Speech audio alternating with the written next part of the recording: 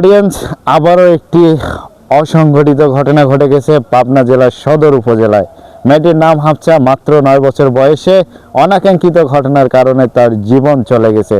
ভিডিওটি শেষ পর্যন্ত দেখতে থাকুন, অনেক কিছুই জানতে পারবেন।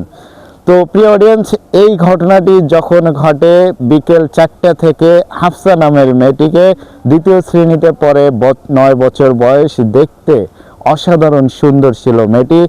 তাকে খুঁজে পাওয়া যাচ্ছিল না বিকেল 4টা থেকে, তবে সেই দিনে রাত 8টার দিকে তাকে পাওয়া গেছে পাবনার সুতার মেলের পিছনে, যেখানে বখাটেদের আড্ডা ছিল, সেখানে মাদক সেবন হতো। তাই এই বখাটেদের ভয়ে ওই এলাকা দিয়েই কেউ হাঁটতো না। এই বখাটেদের ভয়ের কারণেই মানুষ সেখানে চলাচল করতে পারায় এই মেয়েটিকে জীবন দিতে হয়েছে। তো এর পিছনে দায়ীকে ঘটনাস্থল পরিদর্শন করার পরে জানা যায় মেয়েটিকে ধর্ষণ করার পরে হত্যা করা হয়েছে। অর্থাৎ মেয়েটির বয়স 9 বছর, কিন্তু শারীরিক গঠনে মেয়েটি অনেক সুন্দর ছিল, যে কারণে বখাটেদের নজরে পড়ে মেয়েটি। আর তার এই বখাটেদের নজরে পড়ার কারণে তাদের কাছে জীবনটাই বিসর্জন দিতে হয়েছে। তো মেয়েটির নাম হচ্ছে হাফসা। তার বাবা প্রবাসে থাকে, মল্লিকের নাতনি বলে সবাই চেনে। এই মল্লিকের বাড়িতেই ছিল তিনি পাবনা সদর উপজেলায়।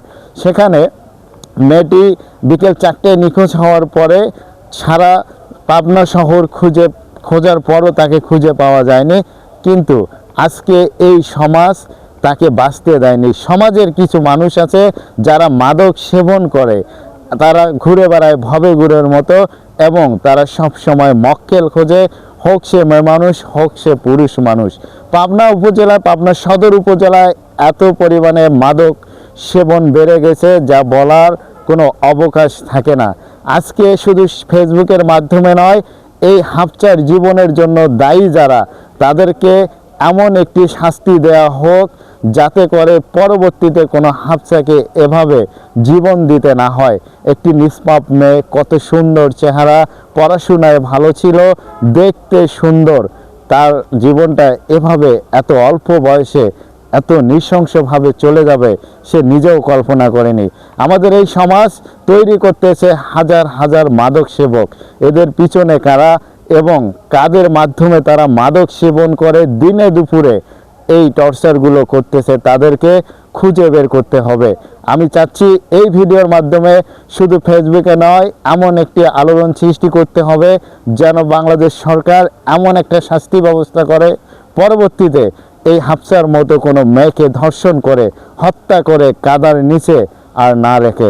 সত্যি ঘটনাটি অনেক নির্মম, আমার বলতেও কষ্ট হচ্ছে, কিন্তু প্রচার না হলে তো এই মাদক সেবকদের বিচার হবে না। এই সমস্ত সন্ত্রাসী, এই সমস্ত মাদক সেবককারী, এদেরকে আমাদের সহস্তে দমন করতে হবে। তাই ভিডিওটি বেশি করে শেয়ার করে দিবেন যেন এদের একটি কঠিন শাস্তির ব্যবস্থা বাংলাদেশ সরকার করে। ভালো থাকে।